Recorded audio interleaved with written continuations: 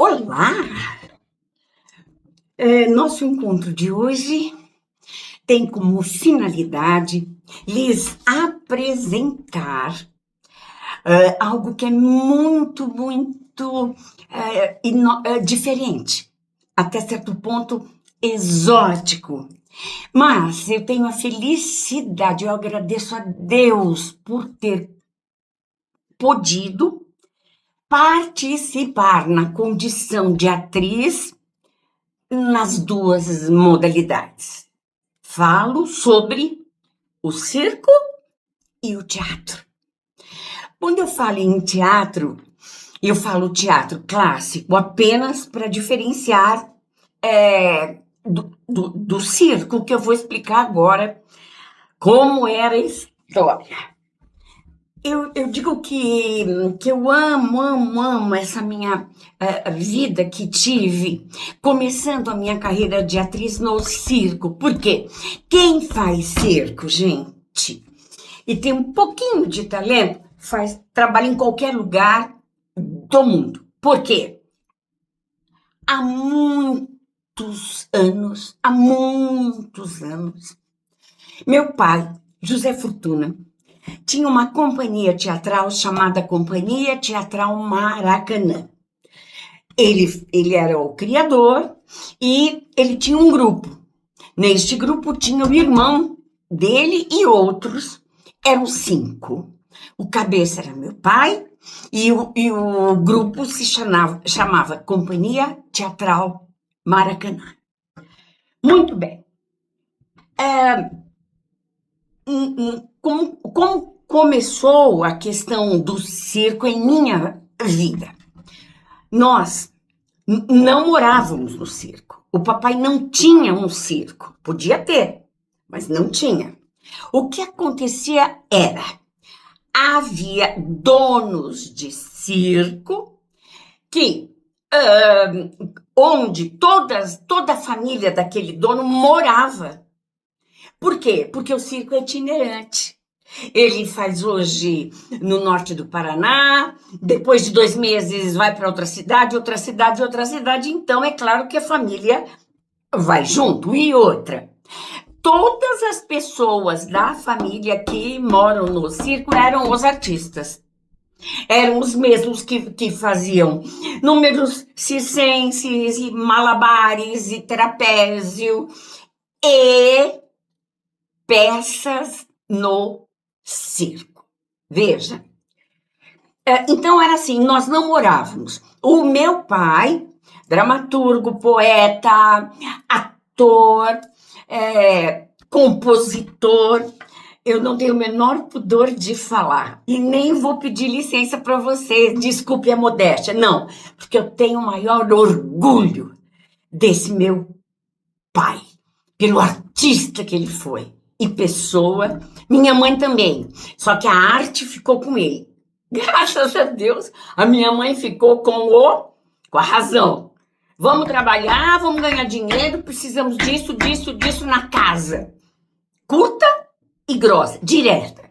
E meu pai divagando em suas composições.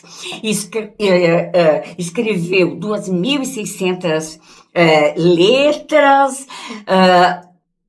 entre letras e música, ou só letras, e outros artistas colocavam letravam as músicas, musicavam as letras e gravavam, e assim nossa vida cresceu. Tá.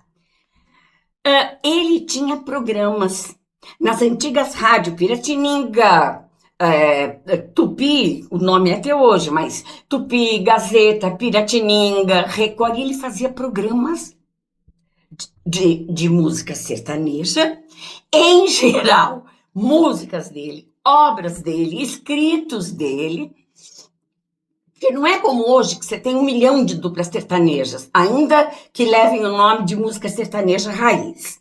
Nós não, era um momento que tinha música sertaneja, mas...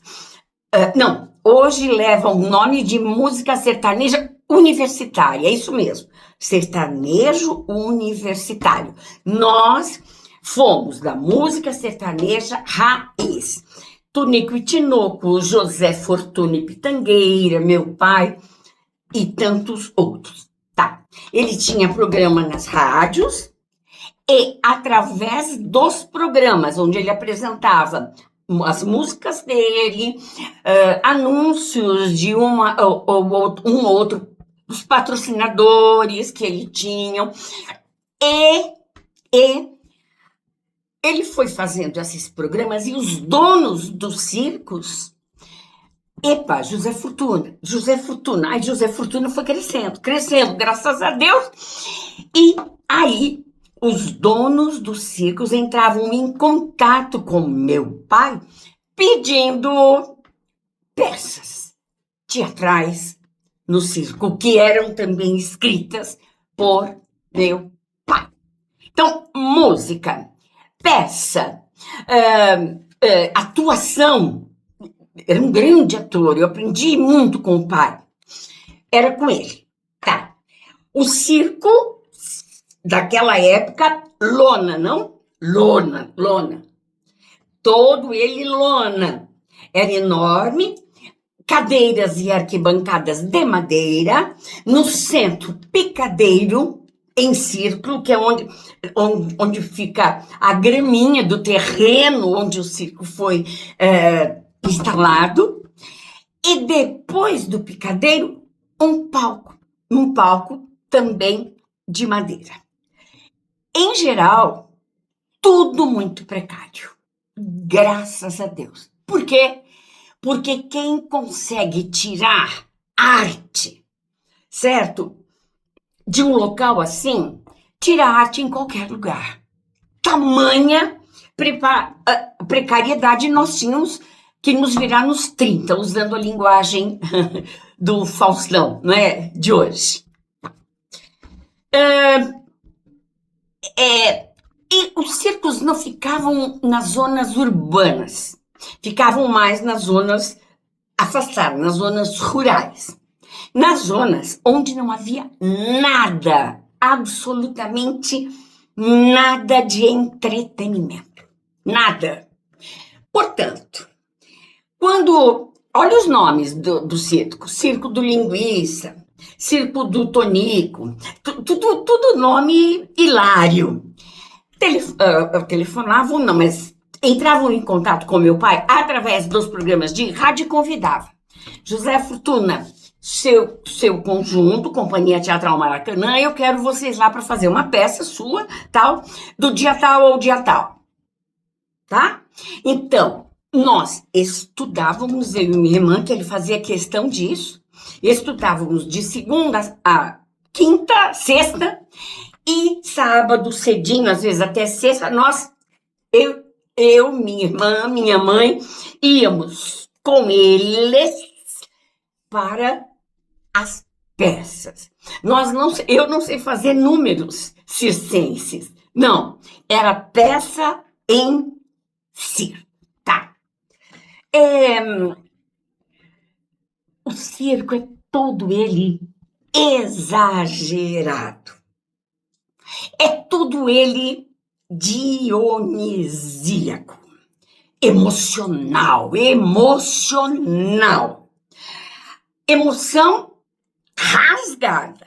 Razão, nada, a não ser a decoração do texto que o pai escrevia. Tá.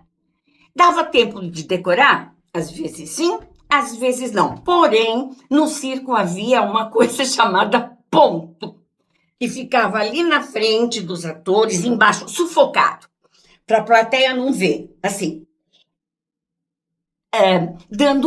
dando texto para nós.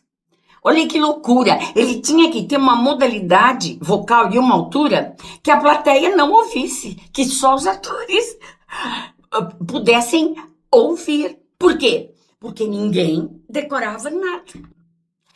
Era tudo tão emocional, tão aberto, tão improvisado, tão espontâneo, que a gente decorava mais ou menos, mas contava com o ponto. Contava com a pessoa que dá para nós os textos. É, a literatura no circo é muito, muito. Eu digo exótica para não falar outra coisa, mas era tudo muito carnal, muito carne, sabe? Muito nada elaborado, preparado. Não, era jorro, jorro e jorro. Então, ah, ah, cenário, antes de eu falar da interpretação, cenário. Imagina, nós não tínhamos um Cerrone, não é, gente? Nós não tínhamos um Cerrone, um dos grandes cenógrafos, talvez o maior do Brasil, do mundo, enfim, não tínhamos. Tudo fazíamos. O circo fazia uma pequena parte. Quando ia a peça apresentada pelos Maracanãs, meu pai que fazia o cenário. Como? Tá. Precisava de uma árvore, íamos para o mato, para as fazendas, lá para os jardins, pegar gravetos, tocos, pedaços de árvores. Eu estou dando um exemplo. Cadeiras de cena, tudo doméstico. A dona do circo, a esposa do dono, emprestava a cadeira. Tá. Precisava de uma mesa. A esposa do dono emprestava a mesa dela. Precisávamos de um pano preto. Tudo assim. Não há nada preparado. Tudo tinha à mão. Porque tudo era muito simples. Então, claro que todo ser humano tem na casa uma mesa, cadeiras, toalhas, se for o caso, camas. Quando precisava, digamos, uma cadeira de rodas, se não tivesse, não tem dúvida, a Santa Casa da cidade, se houvesse também, se existisse também, nos emprestava. Então, montávamos o cenário, ficava livre o picadeiro, que é o redondo, gramado e com terra, era o terreno. Não acontecia nada, tá? E trabalhávamos no suposto palco. Havia circos que, graças a Deus, não tinham picadeiro. Então, o palco era bem encostado das cadeiras de... Cadeira de madeira, e tinha como arquibancadas também. Madeira, não muito boa. Então, muito bem. Sim, aquela história que dizem, que dizem não, que todas as pessoas de teatro conhecem. Eu não sei exatamente de que artista veio isso. Acho que foi de um modo geral. Quando a pessoa vai estrear, a gente fala para eles, merda para vocês, que quer dizer sucesso, vai dar certo. Por quê? Eu vivi isso, gente. Os fazendeiros, amigos de fazendeiros, funcionários de fazendeiros, as mulheres da área doméstica, tá? Os cavalos, portanto, eram, sim, amarrados fora do circo. Lógico, não era no picadeiro. Picadeiro só quando havia número circense ou bichos, não é? Números de bichos, que, graças a Deus, isso foi extinto. Muito bem. E lá vamos... vamos nós. Mas deixa eu dizer. Se vocês observarem... Agora vamos falar um pouco da literatura do circo. Se vocês observarem, até a literatura não tinha sutileza. Por exemplo, o céu uniu dois corações. Peça antiga do circo. Lavrador não é covarde. Peças de meu pai. O tango do adeus. Olha, tudo trágico. Tudo muito trágico. O tango do adeus. Lenda da valsa dos noivos. O selo de sangue. o punhal da vingança. Até os títulos eram evidentes, não havia sutileza. Ninguém fazia média com nada. Não digo média, tratamento estético, ok? Não havia tratamento estético em nada. Surgia tudo na hora e... Agora o melhor. As pessoas que iam nos assistir nos circos falhavam. Era tanta gente, mas era tanta gente, mas era tanta gente. Entre, já falei, pessoas do ambiente rural, donas de casa, crianças das famílias, enfim.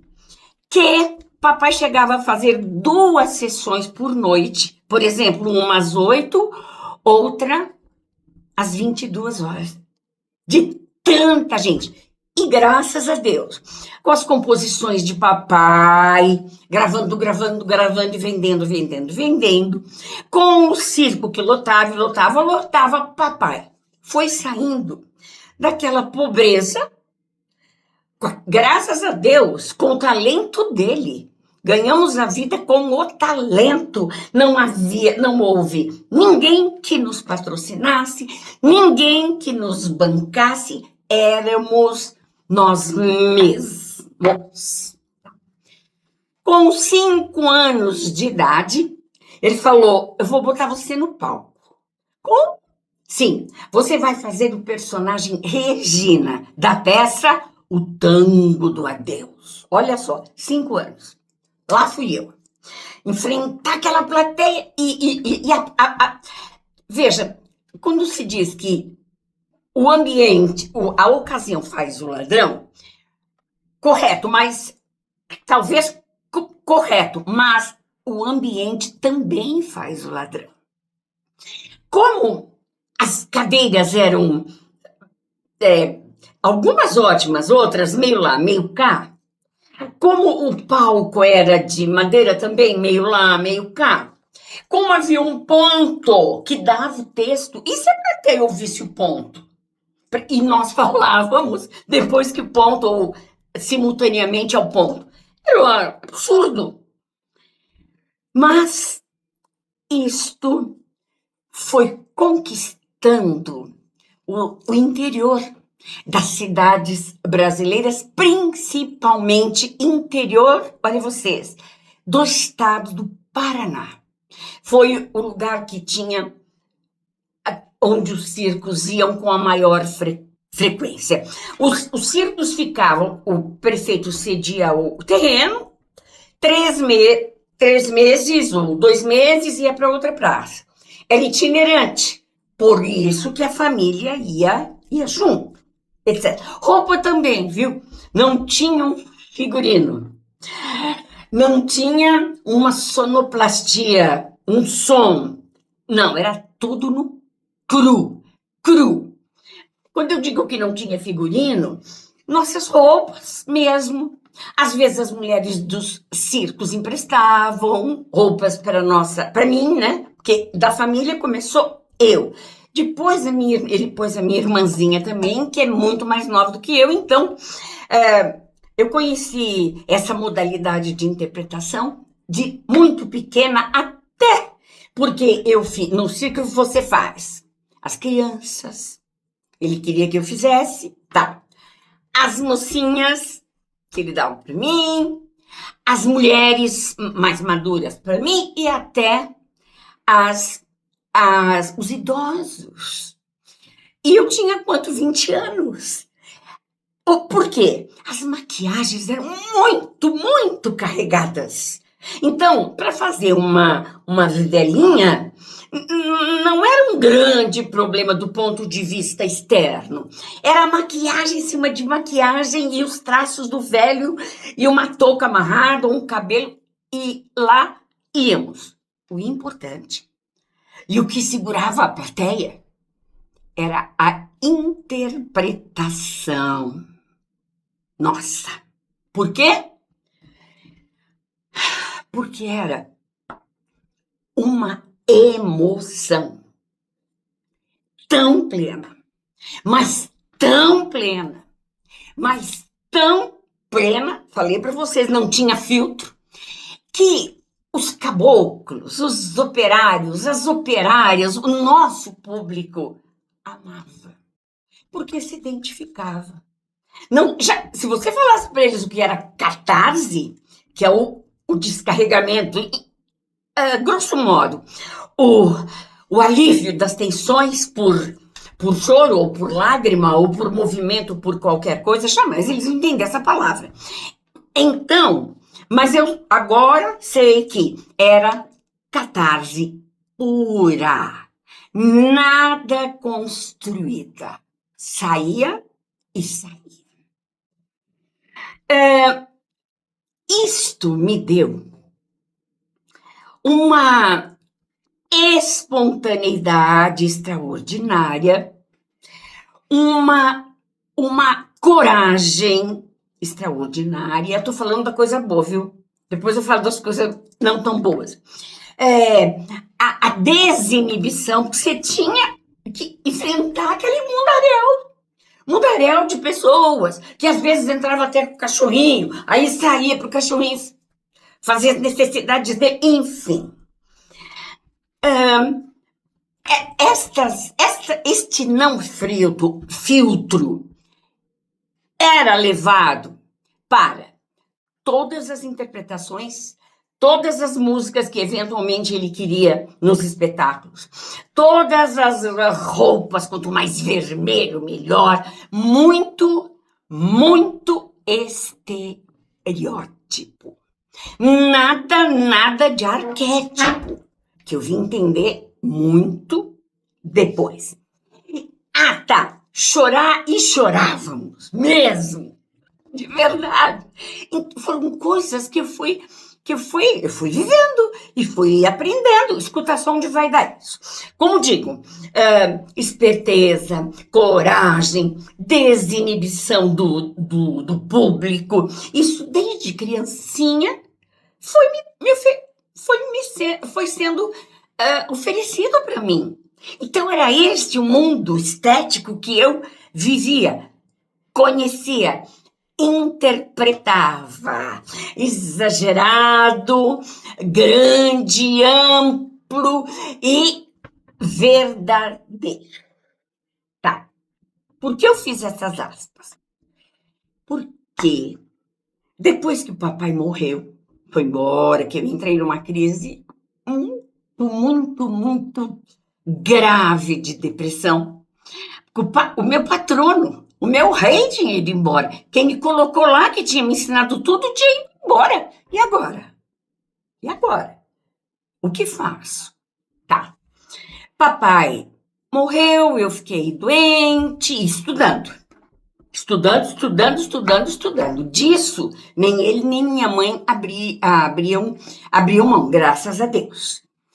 Aí, eu já tinha feito 2 faculdades e trabalhava como professora, e aquele passado ficou passado, mas não saía do meu inconsciente e nem vai sair, e nem eu quero que saia, e acho que nunca mais eu vou tirar, porque lá está a gênese da minha vida de atriz. A gênese da minha vida teatral. Se hoje eu escrevo sobre emoção, razão emoção, razão do diretor, do dramaturgo, do ator e da plateia. Por exemplo, eu tenho um livro que trata disso. Tudo isso no circo e tudo isso depois. Vamos falar do depois. Aí, fiz as faculdades, trabalhava, Aí, o Antunes Filho estava precisando de uma moça de uma atriz que fizesse o Nelson Rodrigues, o Eterno Retorno, que remontasse Macunaíma, e fizemos o teste. E das pessoas que estavam lá, eu passei e fiquei. Muitos anos com ele, uns 11 anos. Veja a,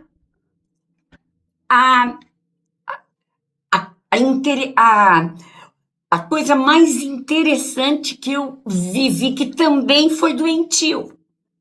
Mas valeu.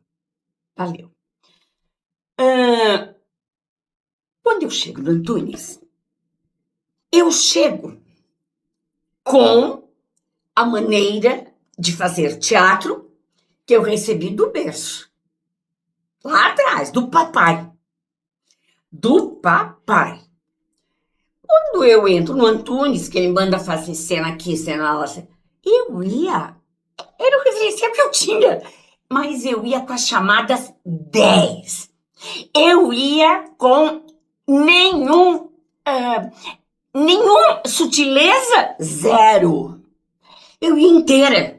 E gritava inteira, e chorava inteira, e ria inteira, me movimentava inteira. E achava, pior, hein? Que eu estava agradando. Por quê? Bom, se eu aprendi assim com meu pai, fica valendo, não? Eu não tinha outra coisa para mostrar para os diretores. Eu Vivinha da Silva, com as emoções saltando. Gente, ai, Antunes, que saudade de você. Mas ele xingava tanto, mas tanto eu, de circense, de burra, não é nada disso. Mas o que é então, Antunes, o que é? Aí, aos poucos, eu fui entendendo que não é Dioniso puro. Dioniso é emoção, né? É o nome do mito de Dioniso que os estudiosos capturaram o mito e captaram, não prenderam o mito, captaram o mito e chamavam a razão de Apolo, que é o deus da lógica, a emoção, Dioniso, porque é o deus da anarquia. Então, os meus testes, as minhas experimentações com ele, mas eram mas tão xingadas, que eu entrei em parafuso. Eu disse, mas gente, e agora? Eu não sei fazer o que ele está pedindo. Olha, gente, foram 11 anos de pancada. E pancada. O que aconteceu comigo? Aos poucos, eu fui entendendo e transferindo aquela emoção bruta em tudo que eu fazia para a racionalidade. Como fazer? Qual a dosagem da emoção que eu devo usar nesta e naquela cena? E quando ele dizia, o ator é um jogador, você tem que aprender a jogar, é o lúdico. Eu dizia, meu Deus, o que ele está falando? Aí eu fui entendendo que quem tinha que chorar era a plateia e não o ator. O ator brinca de chorar. Ele, por exemplo, eu tinha uma cena que eu falava aqui no telefone e ela tomou um bolo, né? Não é? No telefone, isso no Antunes. E eu chorava mesmo. E a plateia... Aí eu fui lá com o Antunes. Antunes, como assim? Eu não sei mais de onde tirar lágrima, ele falava. Exatamente por isso que a sua plateia não chora. Por quê? Você está fazendo você. Ela, no circo era eu e eu. Mas não é. Você tem que desenhar as suas lágrimas. Por exemplo, um exemplo muito simplinho, mas que é enorme. No circo, nós chorávamos e tínhamos que mostrar para a plateia. O Antunes dizia, desenhe o choro. Então, só de fazer assim...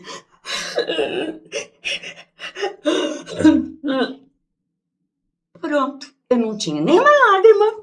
Eu estava desenhando e estava como... não tomada, como uma entidade. Não estava tomada. Não estando tomada por uma entidade, eu tinha o quê? Uma certa frieza para entregar a quentura ao personagem. Entenderam? Eu, Marlene, preparando o personagem, tive que aprender a dosá-lo, a estudá-lo, tanto que eu não precisava mais chorar. Eu brincava de chorar.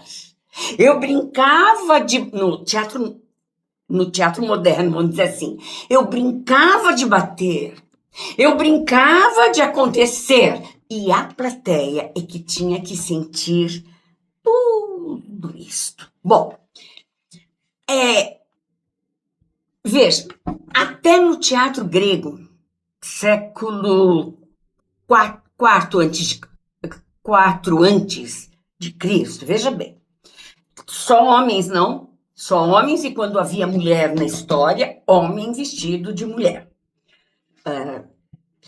Eu não quero falar mal de ninguém, mas que os gregos, que eram absolutamente machistas naquela época, vou me safar dizendo só naquela época, não era brincadeira. Tá, mas veja bem, se os gregos nas peças, o primeiro ator grego chamou-se Téspis. Então, se os gregos, quando tinham que praticar uma cena trágica, veja bem, de facada, de cortar pescoço, de sangue, não era feito na frente da plateia. Eu aprendi isso estudando depois. Era feito lá atrás, na chamada coxia, atrás. E a pessoa que estava aqui, mais ou menos, sem talvez, não sei, entender essa história do duplo eu, da separação, mas de qualquer forma, intuitivamente, ele, né, eram os homens, entendiam que ele estava aqui reagindo à carnificina que estava acontecendo lá atrás. No circo, não. No circo, a carnificina tinha que acontecer no rosto da plateia. Matava-se de cara para a plateia. E um dia, eu fiquei muito tempo lá no Antunes, aprendendo, graças a Deus, mas a minha gênese está lá, no circo. Eu não tenho jamais vergonha de dizer isso. Pelo contrário, acho que todo mundo que faz teatro hoje deveria ter passado por esse circo precário. E, claro, se você chega inteira numa precariedade, é claro que você vai aparecer. Agora, desculpe, Serrone, você sabe que eu te amo e te admiro. Se você tem um cenário maravilhoso, suntuoso, ou como ele mesmo disse no programa Persona, um cenário elaborado, tá? Simples, mas é tão elaborado que do simples ele passa para o chique, para o pertinente, para o adequado, etc. Então, por exemplo, nós não tínhamos um cenário que desse conta das dores das peças trágicas. Então, na peça Lenda da Valsa dos Noivos, por exemplo, que a noiva se matava no final, as histórias ainda vou escrever um livro chamado Histórias de Circo. Eu punha uma bombinha, um saquinho com anilina aqui, por baixo da roupa. E frente para a plateia, ao me matar, a faca era de verdade, gente, tinha ponta. Porque se não tivesse pontinha, não furava o saquinho. Então, quando eu segurava aqui, por quê? Para segurar o saquinho. Se matar assim, eu podia não acertar o saquinho de sangue, entre aspas, o saquinho de anilina vermelha. Então eu segurava e estourava aquela sangueira. Aí a plateia do circo, assim, boca aberta, porque sangue. Vestido branco, a noiva se matou no altar. Era um contexto assim. Nesse teatro que eu chamo de clássico, e atualmente os recursos são infinitamente outros. E a criatividade dos cenógrafos, dos iluminadores, dos figurinistas também é muito diferente, certo? Eu falava do cenário. Veja, comparação. Se eu tenho um cenário de circo que é completamente improvisado, quem aparece se o ator for bom? O ator. Porque ele não tem nada para olhar. Ou melhor, o que ele olha já olhou quando chegou. Era tudo... Agora, se eu monto um cenário aqui, Serrone, eu estou competindo e concorrendo com ele, com o cenário. Então, sobra para nós, atores. Temos que ser bons, mesmo. Caso contrário, a plateia fica ligada nos elementos. E o ator, que é a razão, dança. Não adianta. As músicas. Hoje, 1000 tecnologias de músicas que os diretores querem, músicas eruditas, músicas modernas. Nas peças teatrais de nosso pai, não havia música, havia contra-regragem, que é o quê? Barulhos. E aí vem, aí acontecem as barbaridades de como era feita esta contra-regragem. Por exemplo, o tiro aqui, ele não atira, ele mostra o revólver, mas tem que coincidir. Você vai morrer. O tiro com neste caso, não é? Não, tem o tiro de festim, que aquele tiro não machuca, não mata, mas, por exemplo, resolveram escolher uma outra modalidade. Ele vai atirar aqui em cena, na pessoa, e tem que coincidir o tiro com alguma coisa que jogava no chão para fazer o barulho do tiro. E às vezes não coincidia. Às vezes, esse tiro ia fazer barulho, porque o miserável do contra-regra era desfalcado de neurônios. Veja bem, aí o que o ator fazia? Gente, não deu tiro, não fez barulho. Eu caio ou como é? Porque o homem que matou, supostamente matou e foi embora. Então, pela lógica, ela tinha que cair e morrer, tá? Como o tiro não aconteceu lá atrás, que é a questão de jogar, Bem, estão me pedindo aqui, o próprio celular está pedindo, uns 5 minutos de intervalo para ele ser recarregado. Voltaremos já já. Muito obrigada, gente. Então, bem, vamos encerrando por hoje. Eu já falei bastante, mas há muito mais a se dizer sobre o circo. O circo existe no imaginário das crianças enquanto a figura do palhaço, o entretenimento,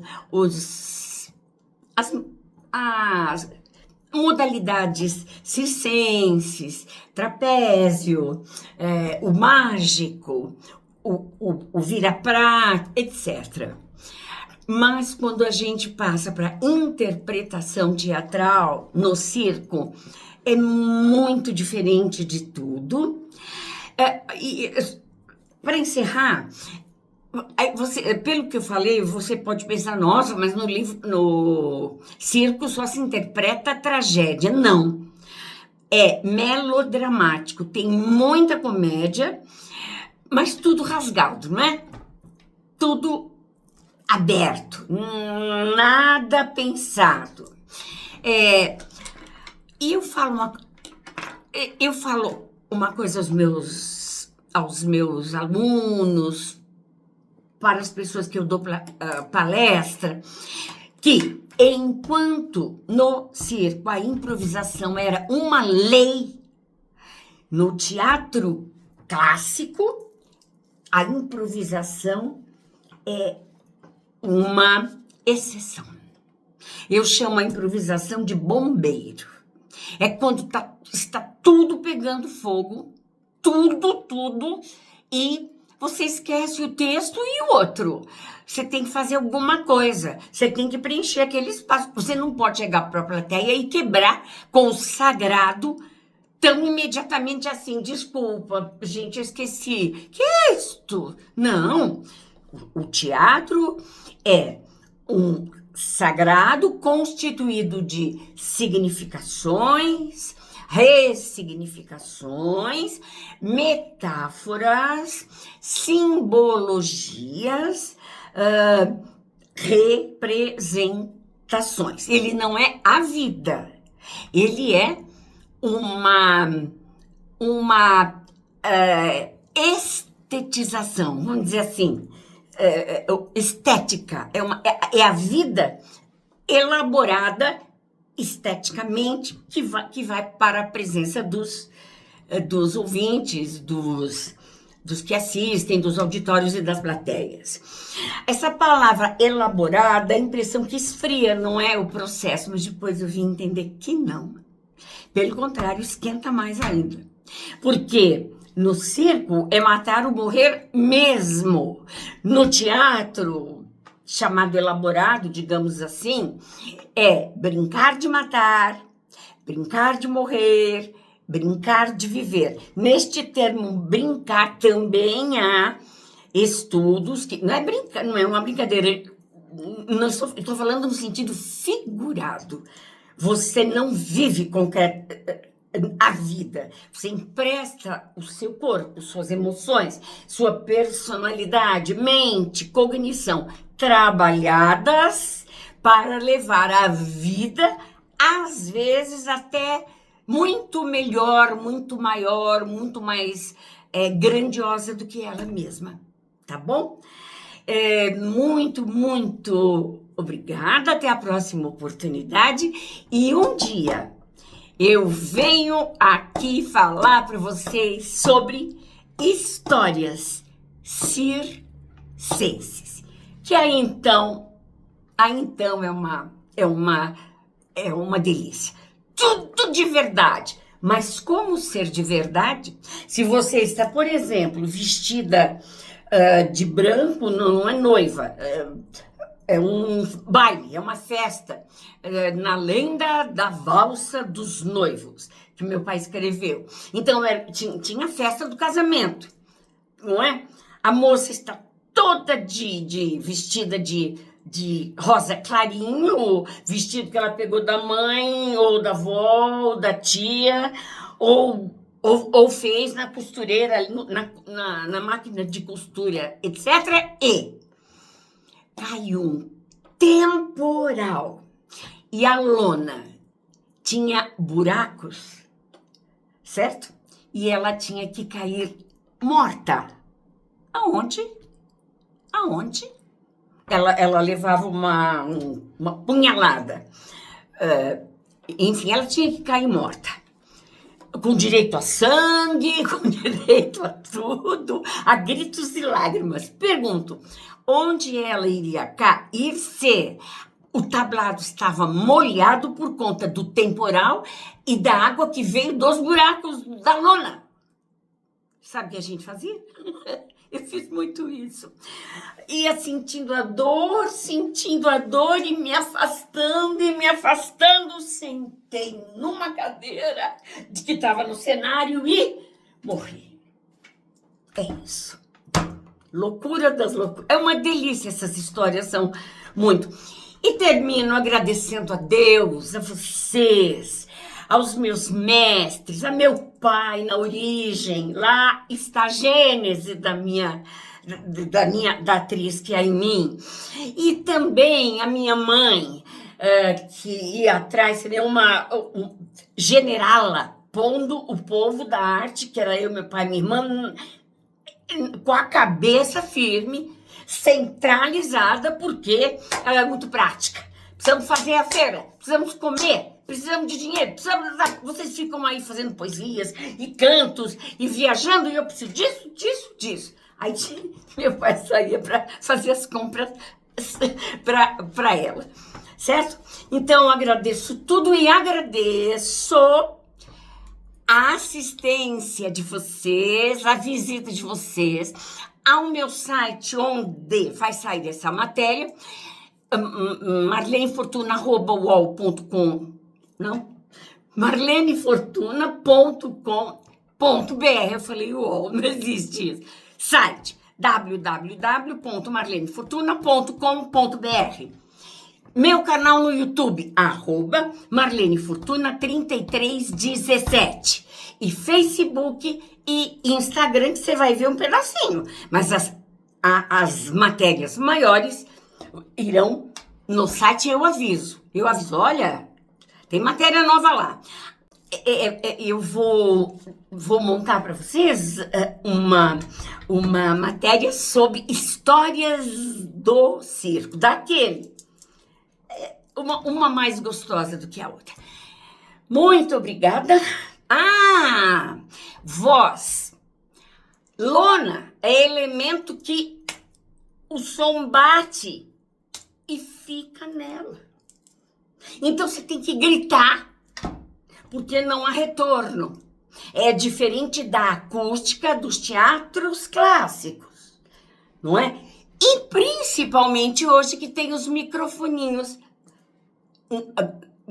nos artistas, nos atores, não é? Bem fininho, preso com com aquela fita adesiva transparente. Aí sim falar baixinho. No circo você tem que berrar, porque lona, às vezes nem lona, uma lona de segunda, de terceira, então berrar, e berrar mais ainda. Falar muito alto, tá certo? Gente, um beijo, muito obrigada e até a próxima. Aguardem esta matéria, que eu aviso quando ela estará completa no site e em meu canal no YouTube. Muito obrigada.